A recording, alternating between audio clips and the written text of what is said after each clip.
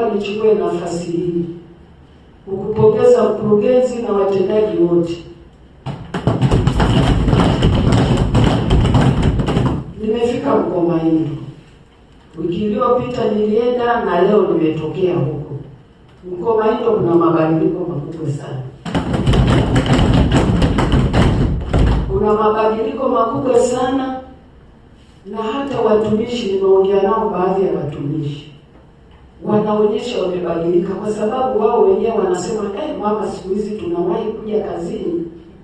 Kwa hiyo ni hatua, unaona kabisa wamejijua kwamba kuna wakati walikuwa wanafanya uzembe, lakini sasa hivi wamerudi katika mstari, wanafanya kazi vizuri.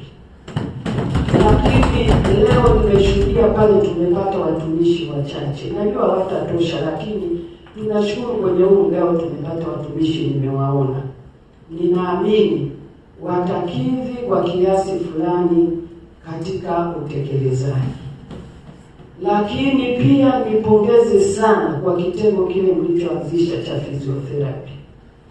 Nimejionea pale watu wengi wanaenda kupata mazoezi, na wengi wanaishukuru halmashauri wakisema kwamba tumepunguziwa mzigo wa kwenda Ndanda.